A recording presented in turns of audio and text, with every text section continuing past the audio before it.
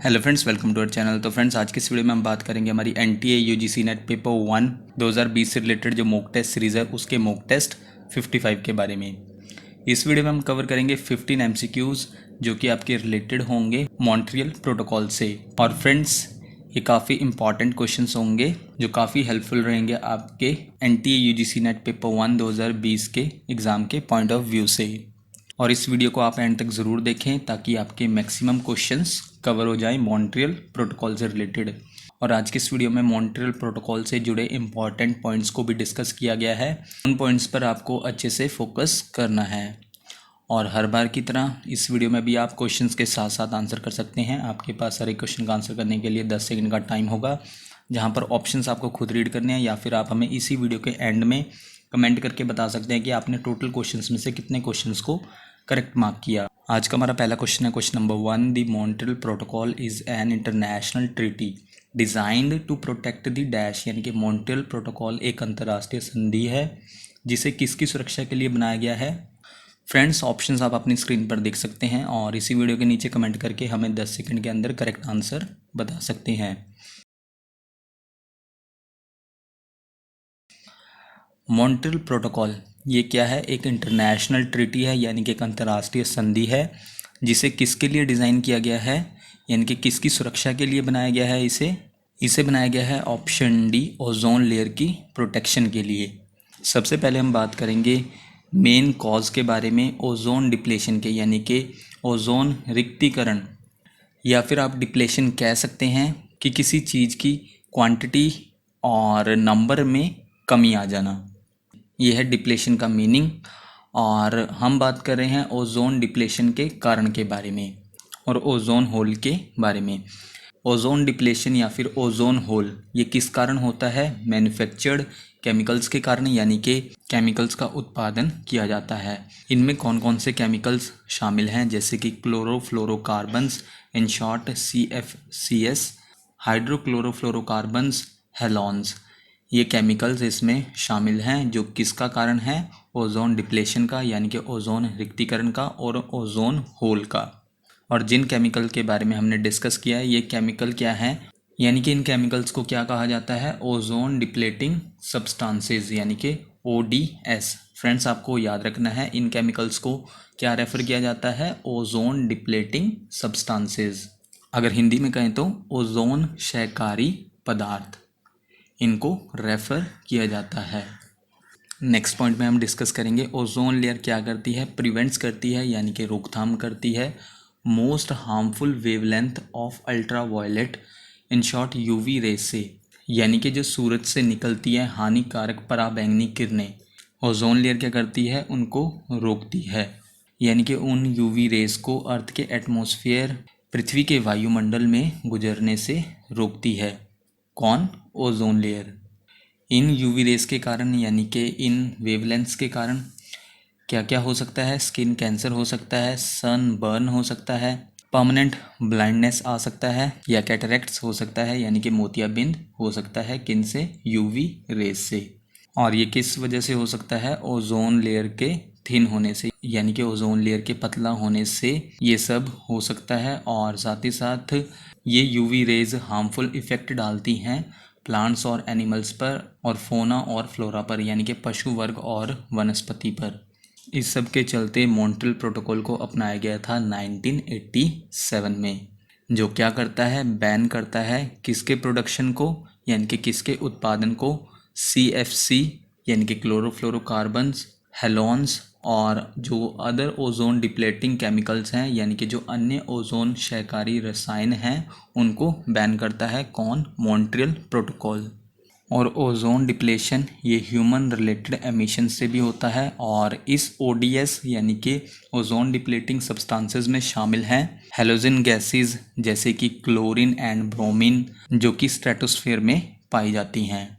और फ्रेंड्स, यहाँ पर आपका एक और क्वेश्चन क्लियर हो जाता है कि जो मोस्ट ओजोन है, यानी कि 90%, वो कहाँ पर पाई जाती है? वो स्ट्रेटोस्फेयर में पाई जाती है, जो अर्थ के सरफेस से 10 से 16 किलोमीटर ऊपर होती है। और मॉन्ट्रियल प्रोटोकॉल को आज तक का सबसे सफल, यानी कि सबसे सक्सेसफुल अंतर्राष्ट्रीय पर्यावरण समझौता इंटरनेशनल इन्वायरमेंटल एग्रीमेंट माना जाता है। और स्ट्रेटोस्फेरिक ओजोन लेयर पृथ्वी पर जीवन की रक्षा करती है किससे? हार्मफुल यूवी रेडिएशन से। नेक्स्ट क्वेश्चन है question number second, Montreal protocol was agreed on dash, यानी कि मॉन्ट्रियल प्रोटोकॉल पर कब सहमति हुई थी?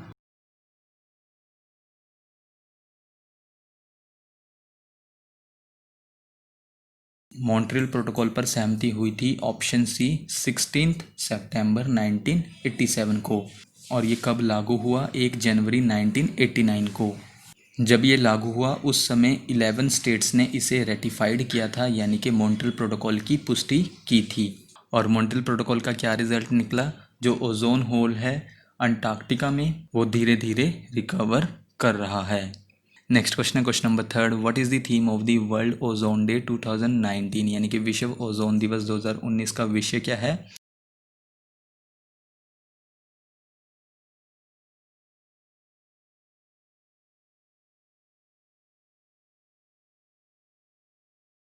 वर्ल्ड ओजोन डे 2019 इसका विषय है, इसका थीम है option B 32 years and healing. Next question है question number 4, climate projections indicate that the ozone layer will return to 1980 levels between dash, यानी कि जलवायु अनुमानों से संकेत मिलता है कि ओजोन परत डैश के बीच 1980 के स्तर पर वापस आ जाएगी।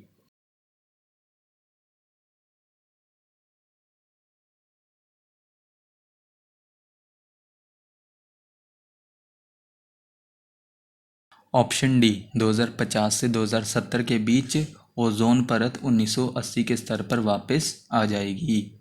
नेक्स्ट क्वेश्चन है question number 5, a UN study scientific assessment of ozone depletion 2018 has shown how much the ozone layer is recovering पर डिकेड, यानी कि संयुक्त राष्ट्र के एक अध्ययन ओजोन रिक्तीकरण का वैज्ञानिक आकलन 2018 ने दिखाया है कि ओजोन परत प्रति दशक कितनी दर से ठीक हो रही है।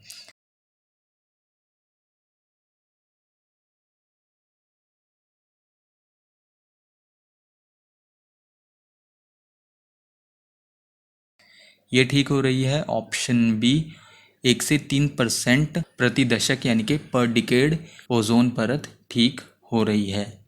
और ये किसकी स्टडी में कहा गया है? यूएन की स्टडी में, यानी कि यूनाइटेड नेशंस की स्टडी में। और वो कौन सी रिपोर्ट है? Scientific assessment of ozone depletion 2018 की रिपोर्ट में ऐसा कहा गया है। नेक्स्ट क्वेश्चन है question number 6, on 15 October 2016 with the leadership of the United States 197 countries adopted which amendment to phase out hydrofluorocarbons, in short HFCS, under the Montreal Protocol, यानी कि 15 अक्टूबर 2016 को संयुक्त राज्य अमेरिका के नेतृत्व में 197 देशों ने मॉन्ट्रियल प्रोटोकॉल के तहत हाइड्रोफ्लोरोकार्बन को चरणबद्ध करने के लिए कौन सा संशोधन अपनाया?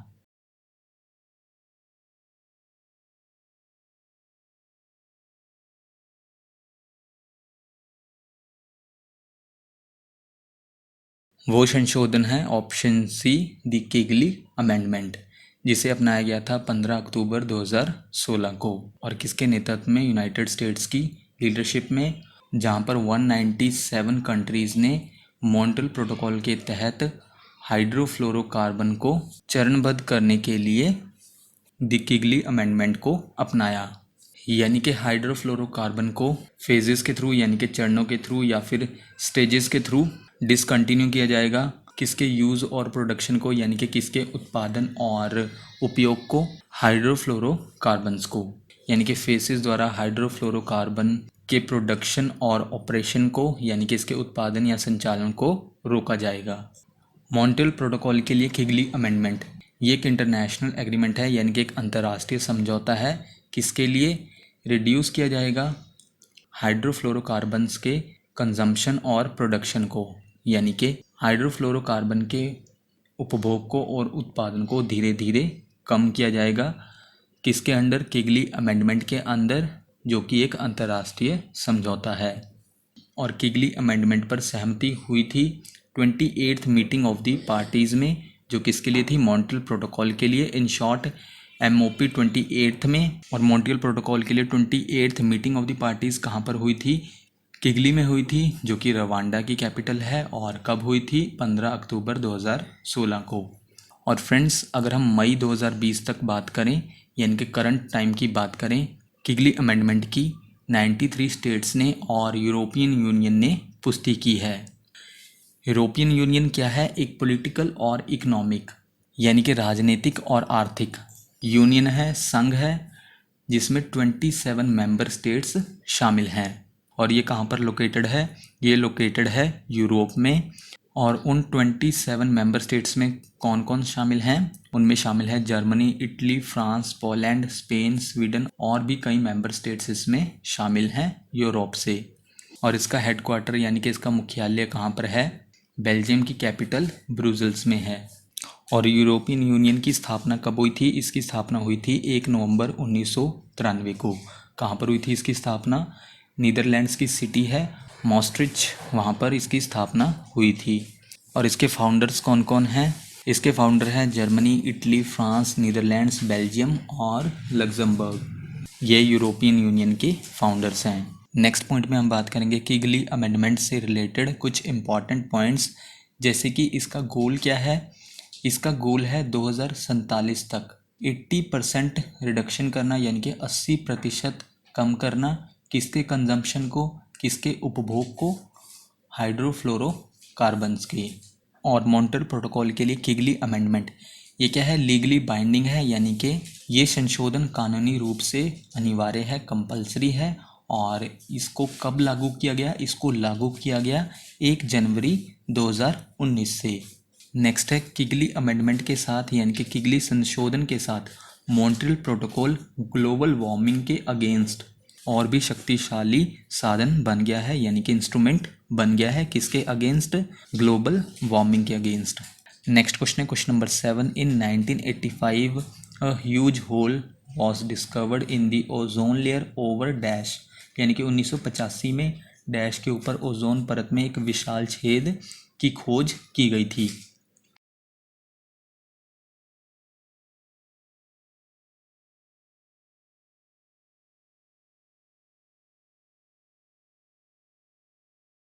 ये खोज की गई थी ऑप्शन ए अंटार्कटिका के ऊपर। कब की गई थी? 1985 में।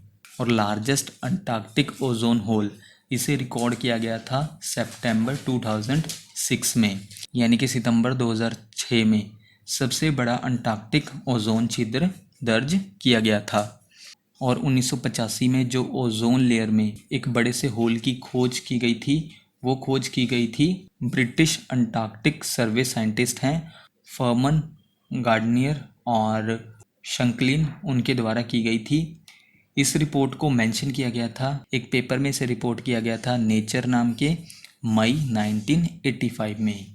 नेक्स्ट क्वेश्चन है question number 8। When is world ozone day celebrated, यानी कि विश्व ओजोन दिवस कब मनाया जाता है?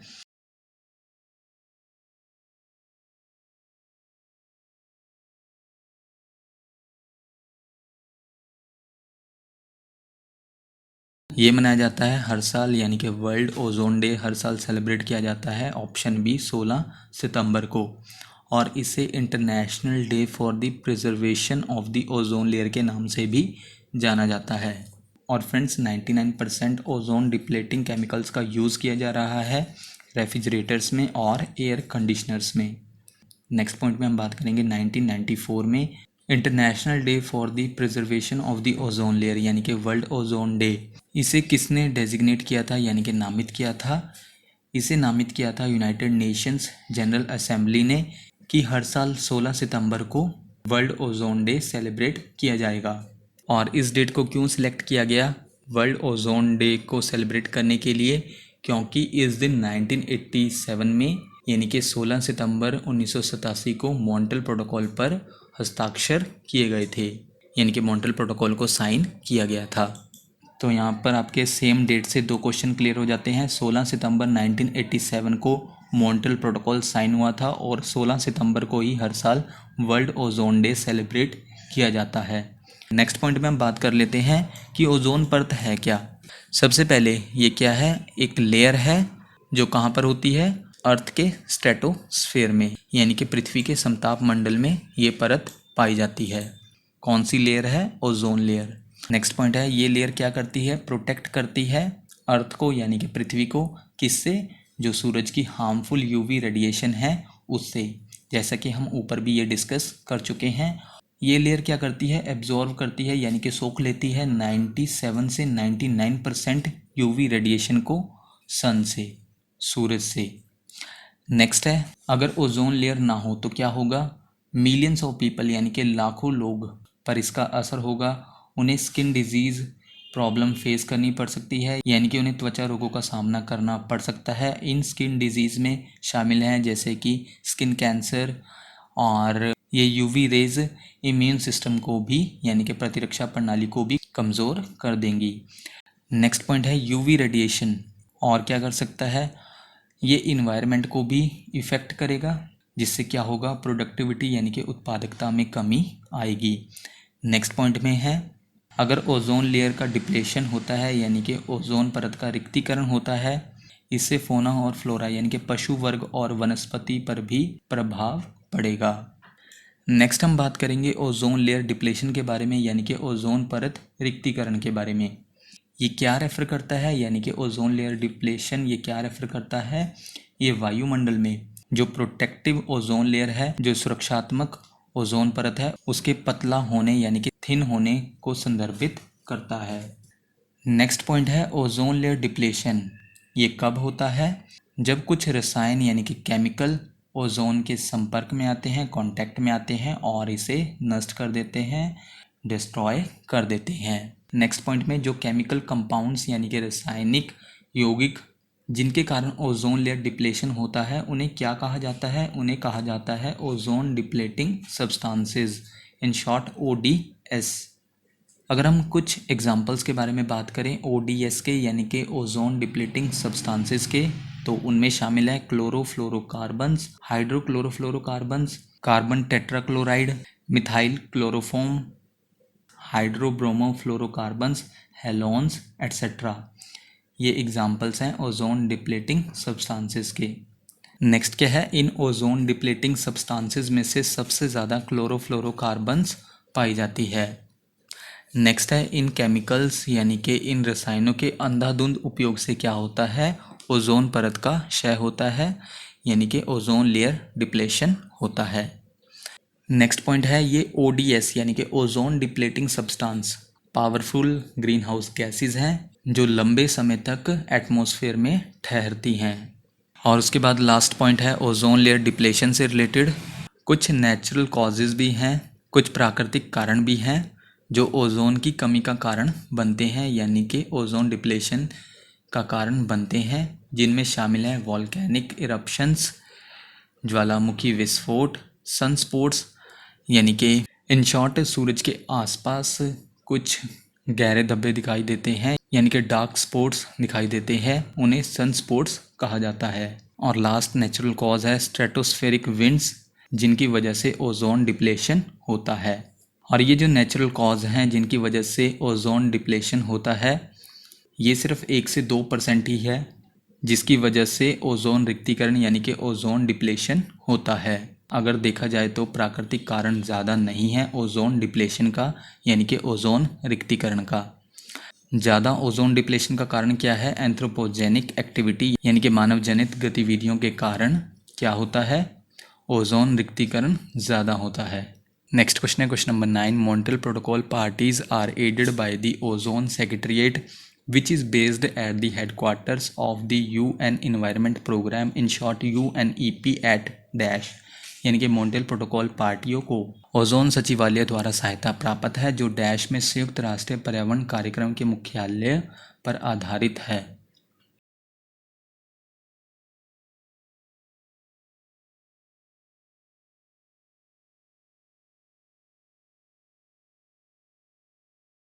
सबसे पहले मॉन्ट्रियल प्रोटोकॉल पार्टीज़ को किसके द्वारा हेल्प मिलती है? ओजोन सेक्रेटेरिएट द्वारा। और ओजोन सेक्रेटेरिएट कहाँ पर आधारित है? ये संयुक्त राष्ट्र कार्यक्रम इन शॉर्ट UNP या फिर UN इन्वायरमेंट प्रोग्राम के हेडक्वार्टर पर बेस है। और ये हेडक्वार्टर कहाँ पर है? ऑप्शन बी, केनिया की कैपिटल नैरोबी में है। और ये पहली यूनाइटेड नेशंस की संधि है यानी कि ट्रीटी है जिसे रेटिफाई किया गया है यानी कि इसकी पुष्टि की गई है वर्ल्ड की सभी कंट्रीज़ द्वारा। और वो कौन सी ट्रीटी है? Montreal protocol. नेक्स्ट क्वेश्चन है question number 10, hydrochlorofluorocarbon in short HCFC ozone depleting substance को मॉन्ट्रियल प्रोटोकॉल द्वारा विनियमित किया गया है जो किस एनेक्चर में सूचीबद्ध है?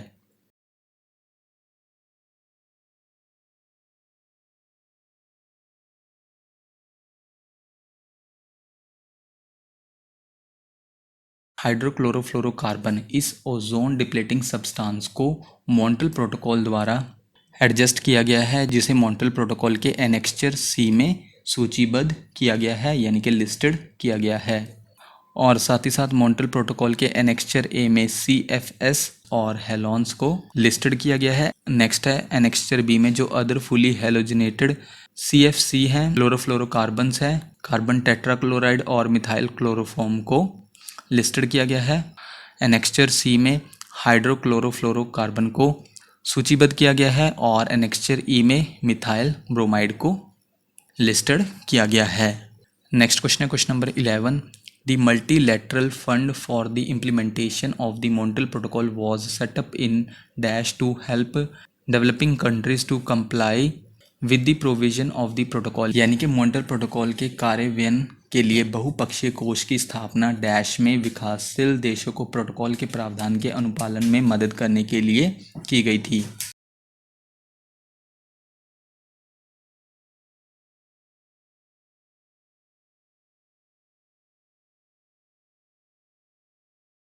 इसकी स्थापना की गई थी ऑप्शन बी 1991 में। सबसे पहले मल्टीलैटरल, ये क्या है? इन शॉर्ट जिसमें दो या दो से अधिक पार्टीज शामिल होती हैं। मल्टीलैटरल फंड की स्थापना की गई कब? 1991 में, यानी कि बहुपक्षीय कोष की स्थापना की गई थी। और ये स्थापना क्यों की गई थी? ताकि परफॉर्म कर सकें यानी कि इम्प्लीमेंटेशन कर सकें मॉन्ट्रियल प्रोटोकॉल को, इसलिए इसकी स्थापना की गई थी। और इसका एम क्या था मल्टीलैटरल फंड का? जो डेवलपिंग कंट्रीज़ हैं यानी कि जो विकासशील देश हैं जैसे कि भारत, इन सब देशों की मदद करना था। और मल्टीलैटरल फंड के बारे में मॉन्ट्रियल प्रोटोकॉल के आर्टिकल 10 में मेंशन किया गया है। कौन से आर्टिकल में मेंशन किया गया है? अनुच्छेद 10 में। और आर्टिकल 10 के अंडर मल्टीलैटरल फंड क्या करता है? प्रोवाइड करता है फाइनेंशियल एंड टेक्निकल असिस्टेंस, यानी कि वित्तीय और तकनीकी सहायता प्रदान करता है किन्हें? जो डेवलपिंग मेंबर कंट्रीज़ हैं यानी कि विकासशील सदस्य देश हैं जिनका ओजोन डिप्लेटिंग सब्सटेंस का कंजम्पशन और प्रोडक्शन पर ईयर कैपिटा यानी कि सालाना प्रति व्यक्ति खपत और उत्पादन किनका? ओजोन डिप्लेटिंग सब्सटेंसेस का 0.3 किलोग्राम से कम है। ये फंड उन डेवलपिंग कंट्रीज़ को हेल्प प्रोवाइड करता है। नेक्स्ट पॉइंट में जो एक्टिविटीज़ हैं यानी कि गतिविधियां हैं फंड की, उन्हें इम्प्लीमेंटेड किया जाता है 4 बॉडीज़ द्वारा यानी कि 4 निकायों द्वारा। ये 4 निकाय कौन से हैं यानी कि बॉडीज़ कौन सी हैं? फ्रेंड्स, ये काफ़ी इंपॉर्टेंट बॉडीज़ हैं जिनके द्वारा मल्टीलैटरल फंड की एक्टिविटीज़ को इम्प्लीमेंटेड किया जाता है। ये कौन सी बॉडीज़ हैं? नंबर 1 पर है UNEP यानी कि यूनाइटेड नेशंस इन्वायरमेंट प्रोग्राम, अगर हिंदी में कहें तो संयुक्त राष्ट्र पर्यावरण कार्यक्रम। नंबर 2 है UN development programme, in short UNDP, संयुक्त राष्ट्र विकास कार्यक्रम। नंबर 3 है UN industrial development organisation, in short UNIDO, यानी कि संयुक्त राष्ट्र औद्योगिक विकास संगठन। और लास्ट है यानी कि नंबर 4 पर है वर्ल्ड बैंक, विश्व बैंक। ये 4 बॉडीज़ हैं जिनके द्वारा फंड की एक्टिविटीज़ को इम्प्लीमेंट किया जाता है। नेक्स्ट क्वेश्चन है question number 12, it is estimated that from 1990 to 2010 the Montreal protocol helped reduce green house gas emissions by how many gigatons of carbon dioxide, यानी कि यह अनुमान है कि 1990 से 2010 तक मॉन्ट्रियल प्रोटोकॉल ने कार्बन डाइऑक्साइड के कितने गीगाटन्स के बराबर ग्रीन हाउस गैस उत्सर्जन को कम करने में मदद की है।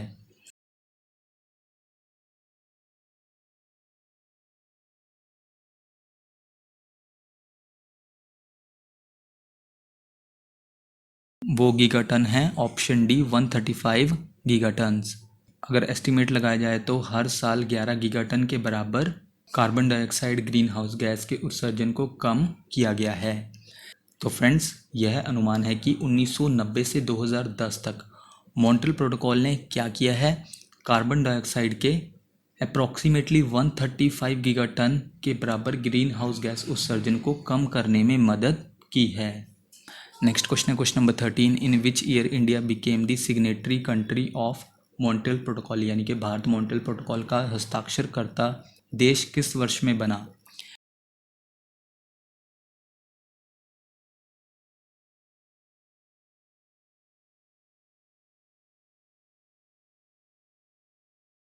इंडिया ऑप्शन सी 1992 में मॉन्ट्रियल प्रोटोकॉल का हस्ताक्षरकर्ता देश यानी कि सिग्नेटरी कंट्री बना। कब? 1992 में। नेक्स्ट हम कुछ इम्पॉर्टेंट पॉइंट्स कवर कर लेते हैं इंडिया से रिलेटेड मॉन्ट्रियल प्रोटोकॉल के बारे में। अभी जो हमने ऊपर बात की मल्टीलैटरल फंड के बारे में, इंडिया उस सहायता का हकदार है। नेक्स्ट है मॉन्ट्रियल प्रोटोकॉल के अंडर 20 सब्सटेंसेस को यानी कि 20 पदार्थों को कंट्रोल किया जा रहा है। उनमें से 7 सब्सटेंस इंडिया द्वारा मैन्युफैक्चर किए जाते हैं यानी कि निर्मित किया जा रहा है। और वो 7 सब्सटेंस कौन से हैं? वो हैं CFC-11, CFC-113, CFC-12, halon 1301, halon 1211, carbon tetrachloride और methyl bromide and methyl chloroform. ये 7 सब्सटेंस है जो इंडिया द्वारा मैन्युफैक्चर किए जा रहे हैं। नेक्स्ट पॉइंट में, इंडिया में मॉन्ट्रियल प्रोटोकॉल का इम्प्लीमेंटेशन किसके दायरे में आता है? ये आता है ministry of environment, forest and climate change के दायरे में, यानी कि पर्यावरण, वन और जलवायु परिवर्तन मंत्रालय के दायरे में आता है मॉन्ट्रियल प्रोटोकॉल का कार्यान्वयन। नेक्स्ट है मंत्रालय ने क्या किया हुआ है? इस्टेब्लिश किया हुआ है ओजोन सेल को। किसके लिए? मॉन्ट्रियल प्रोटोकॉल को लागू करने के लिए। नेक्स्ट है ozone depleting substance phase out के लिए नेशनल स्ट्रेटजी यानी कि राष्ट्रीय रणनीति के अनुसार भारत मंत्रालय ने ozone depleting substance regulation and control rules 2000 को नोटिफाइड यानी कि अधिसूचित किया है। और ये रूल क्या करेगा? बैन करेगा क्लोरोफ्लोरोकार्बन्स की मैन्युफैक्चरिंग को, यानी कि जिन भी प्रोडक्ट्स के लिए क्लोरोफ्लोरोकार्बन्स का उत्पादक हो रहा है उन पर ये रूल प्रतिबंध लगाएगा।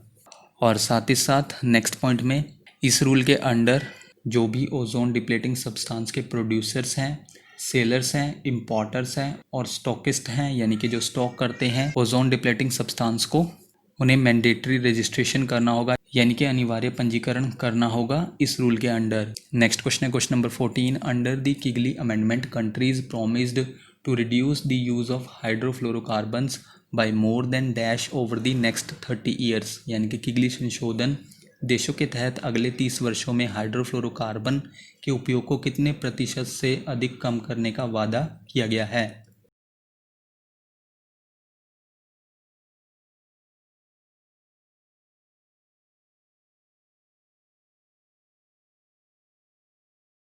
वो वादा किया गया है ऑप्शन डी 80%, यानी कि किगली अमेंडमेंट के अंडर कंट्रीज़ ने प्रॉमिस किया है कि वो रिड्यूस करेंगे किसके यूज़ को? हाइड्रोफ्लोरोकार्बन्स के यूज़ को अगले 30 सालों में 80% से ज़्यादा, यानी कि हाइड्रोफ्लोरोकार्बन्स के उपयोग को अगले 30 सालों में 80% से ज़्यादा उनके यूज़ को कम किया जाएगा।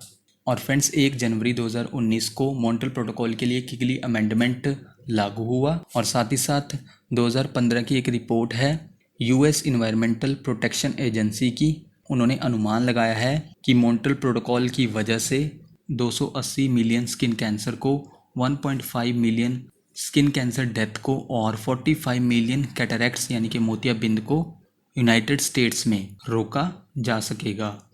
नेक्स्ट फ्रेंड्स, हम कुछ अमेंडमेंट्स के बारे में बात कर लेते हैं जो मॉन्ट्रियल प्रोटोकॉल में हुई थी।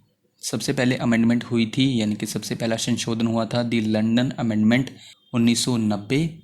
इस अमेंडमेंट पर सहमति हुई थी मॉन्ट्रियल प्रोटोकॉल के लिए second meeting of the parties में, इन शॉर्ट MOP सेकेंड में, जो लंदन में हुई थी 27 से 29 जून के बीच 1990 में। नेक्स्ट संशोधन हुआ था दी कोपेनहेगन अमेंडमेंट 1992। इस पर सहमति हुई थी मॉन्ट्रियल प्रोटोकॉल के लिए fourth meeting of the parties में, जो हुआ था कोपेनहेगन में 23 से 25 नवंबर के बीच 1992 में। नेक्स्ट अमेंडमेंट हुआ था दी मॉन्ट्रियल अमेंडमेंट 1997 में और इस पर सहमति हुई थी मॉन्ट्रियल प्रोटोकॉल के लिए 9th meeting of the parties में, इन शॉर्ट MOP 9th में, जो हुआ था मॉन्ट्रियल में 15 से 17 सितंबर के बीच 1997 में। नेक्स्ट अमेंडमेंट है यानी कि अगला संशोधन है द बीजिंग अमेंडमेंट 1999 में हुआ था। इस अमेंडमेंट पर सहमति हुई थी मॉन्ट्रियल प्रोटोकॉल के 11th meeting of the parties में, जो हुआ था बीजिंग में 29 नवंबर से 3 दिसंबर के बीच 1999 में। और लास्ट अमेंडमेंट है द किगली अमेंडमेंट, जो हुआ 2016 में। इस संशोधन पर सहमति हुई थी मॉन्ट्रियल प्रोटोकॉल के लिए 28th meeting of the parties में, इन शॉर्ट MOP 28 में, जो हुआ था रवांडा की कैपिटल किगली में 10 से 15 अक्टूबर के बीच 2016 को। आज का हमारा लास्ट क्वेश्चन है question number 15। The Vienna convention for the protection of the ozone layer is a multilateral environmental agreement signed in dash, यानी कि ओजोन परत के संरक्षण के लिए वियना कन्वेंशन डैश में हस्ताक्षरित एक बहुपक्षीय पर्यावरण समझौता है।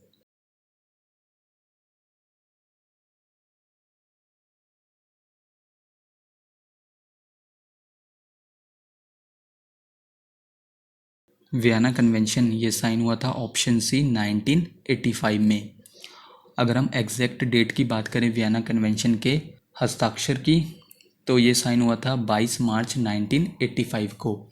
और ये कब प्रभावी हुआ यानी कि कब इफेक्टिव हुआ, 22 सितंबर 1988 को। और फ्रेंड्स, मॉन्ट्रियल प्रोटोकॉल के अलावा कौन सा कन्वेंशन है जो ओजोन लेयर की प्रोटेक्शन से एसोसिएटेड है, यानी कि ओजोन परत के संरक्षण से जुड़ा है, वो है वियना कन्वेंशन। और ये क्या है, एक मल्टीलैटरल इन्वायरमेंट एग्रीमेंट है, यानी कि एक बहुपक्षीय पर्यावरण समझौता है, जो साइन हुआ था 22 मार्च 1985 को, इफेक्टिव हुआ 22 सितंबर 1988 को।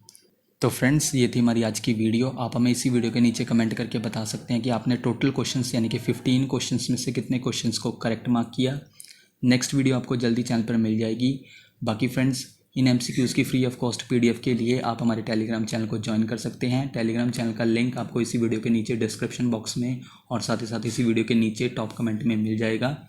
यानी कि जो इस वीडियो के नीचे पहला कमेंट होता है वहाँ पर आपको लिंक प्रोवाइड करवा दिया है, जहाँ पर आप लिंक पर क्लिक करके टेलीग्राम चैनल को ज्वाइन कर सकते हैं। अगर आपको लिंक के थ्रू कोई भी प्रॉब्लम आती है टेलीग्राम चैनल को ज्वाइन करने में, तो आप अपने टेलीग्राम में जाइए, टॉप पर सर्च कीजिए कीप लर्निंग कीप ग्रोइंग, जो कि चैनल का नाम है। देन उसके बाद सर्च करने के बाद आप टेलीग्राम चैनल को ज्वाइन कर सकते हैं। So thank you friends for watching this video.